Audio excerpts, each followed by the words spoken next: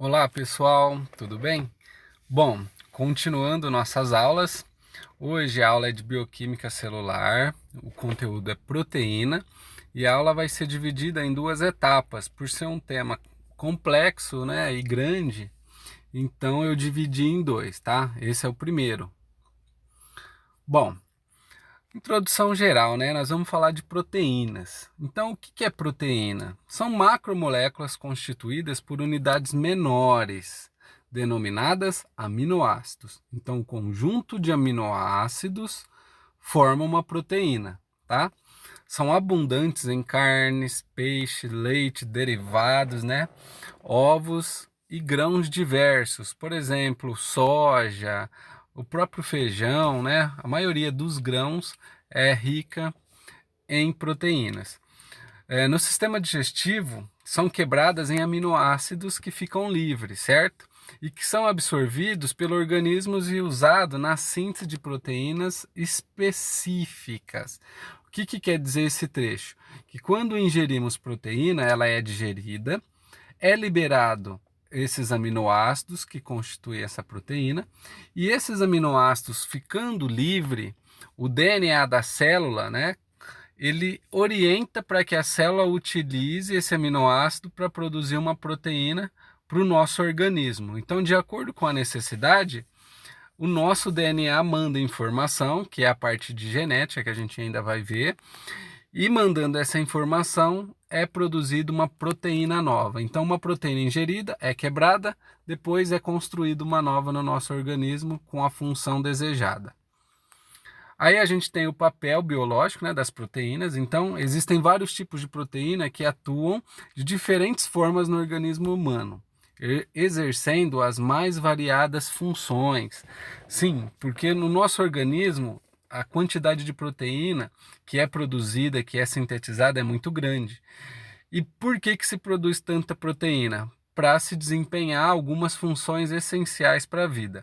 Por exemplo, a função estrutural, função hormonal, função nutritiva, função enzimática, muito importante, que vai ser uma aula focada em enzimas, e a função de defesa. Função estrutural. Então, qual que é a parte que envolve proteína em relação à estrutura do nosso corpo?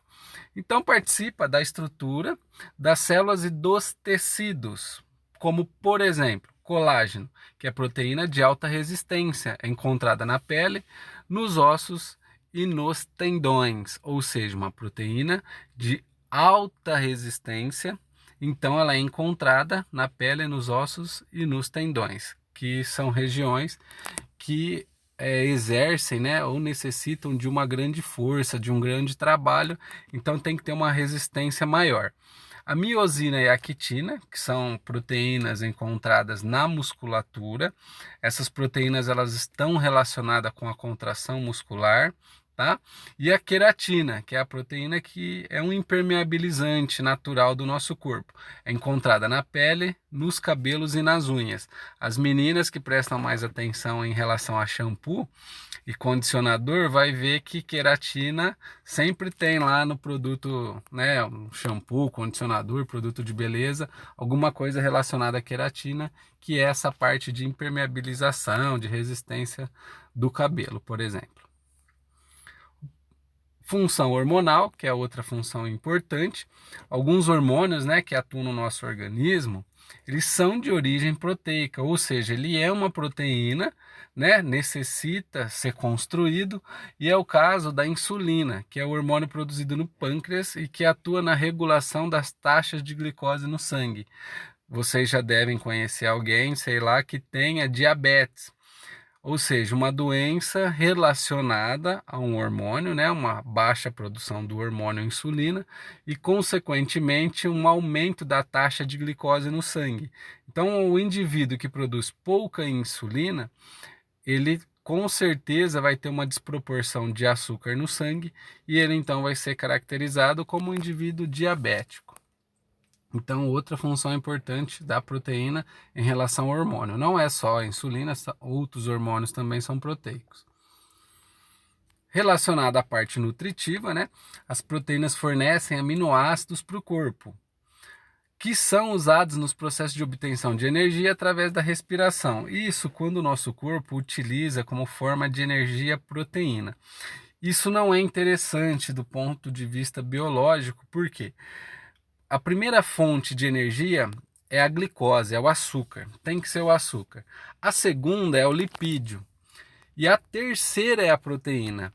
Então, quando vocês verem, né, ou já devem ter visto imagens, por exemplo, né, daquelas regiões africanas onde tem pobreza extrema, onde realmente as pessoas aparentam, né, como com pele e osso mesmo, ou seja, elas não têm uma massa muscular proteica.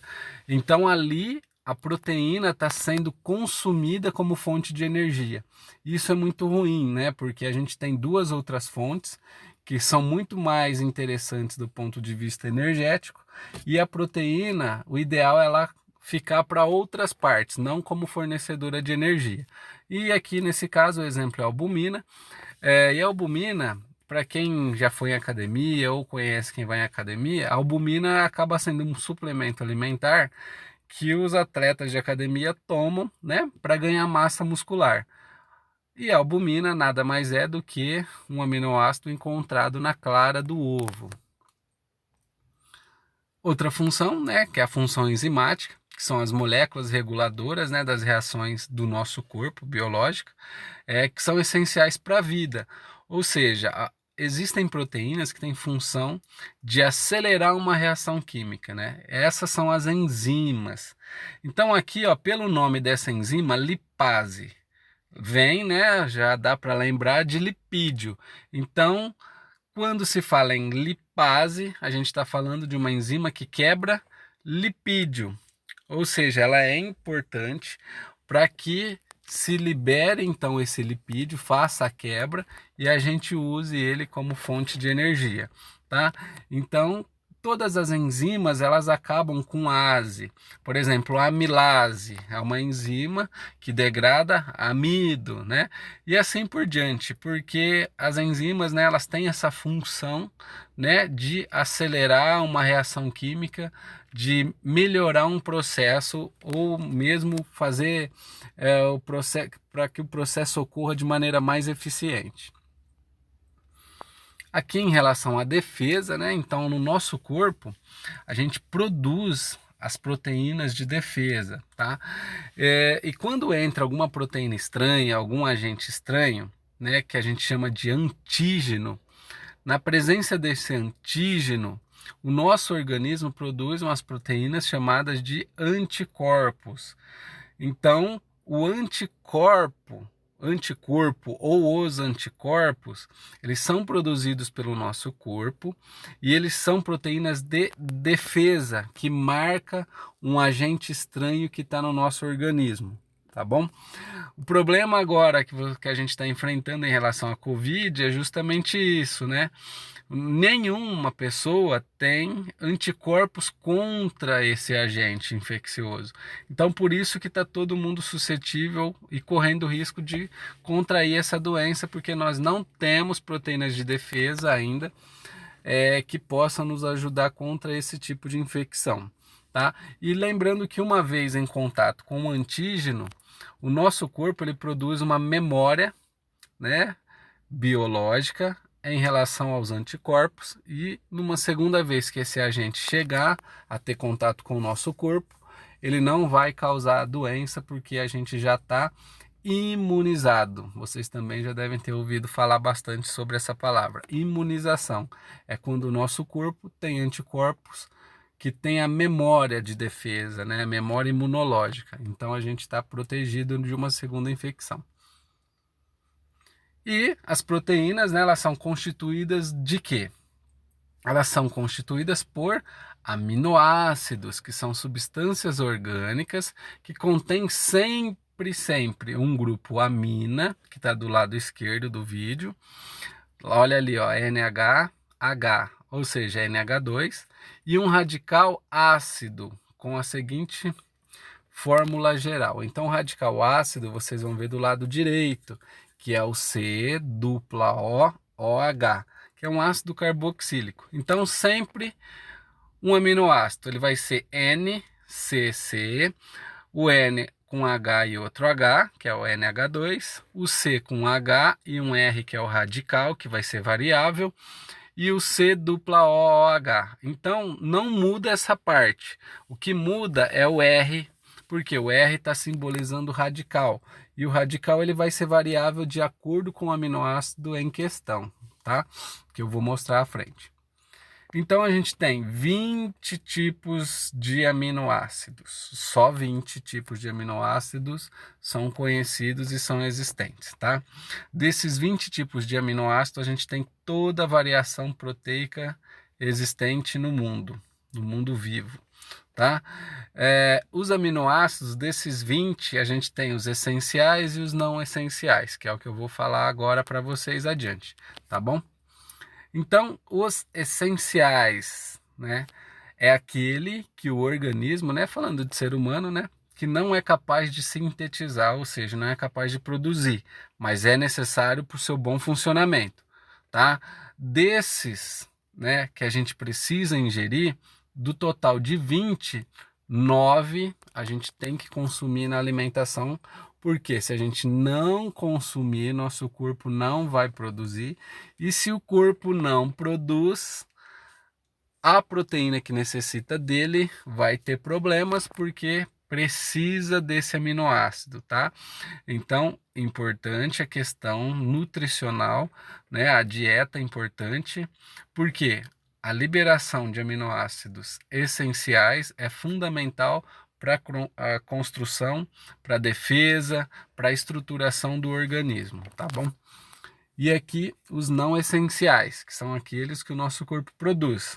Então, os 11 que estavam faltando, no total de 20. Então, 9 aminoácidos essenciais devemos comer, né, através da alimentação, a gente tem que ingerir, e 11 que o próprio organismo produz, certo?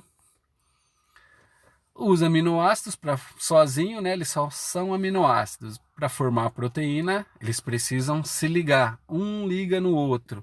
E aí vai formar uma cadeia de aminoácidos que vai ser uma proteína. Então, a ligação que ocorre entre um aminoácido e outro, marca aí que vocês não podem esquecer, é a ligação peptídica. Ou peptídea também aparece com o nome peptídea, mas ligação peptídica. E ela consiste em quê? Olha aqui no desenho. Então, eu tenho 2 aminoácidos, o de baixo e o de cima, e através daquele grupamento do ácido carboxílico e do grupamento da amina NHH, ocorre uma ligação. Nessa ligação, que está circulada em verde, vai liberar lá do outro lado água, H2O, e o C vai ficar ligado com o N. E isso vai manter um aminoácido ligado no outro. Aí se liga mais um aminoácido, outro aminoácido, outro aminoácido e, de acordo com o tamanho da proteína, vai ligando mais aminoácidos. Aqui, por exemplo, eu coloquei essa imagem porque é um exemplo, né, que é a hemoglobina, que é uma proteína, né, que a gente tem no sangue, e ela possui uma cadeia peptídea formada por 574 aminoácidos. Então, de acordo com a proteína, com a função, com o tamanho dela, ela tem muito mais ou ela tem bem menos, tá? Então, é variável o número de aminoácidos de acordo com a proteína. Sempre lembrando que o aminoácido, um se liga com o outro por ligação peptídica. Bom, e finalizando essa aula 1, então, né, ela corresponde aos exercícios, né, do módulo 5 de proteínas, que é a página 333 até a 336. Lembrando que aí já está incluso os exercícios, né, os propostos e os de aplicação, né? Lembrando que o de aplicação é aqueles obrigatórios, tá? Qualquer dúvida, meu e-mail está aí e até a próxima, galera. Tchau, tchau.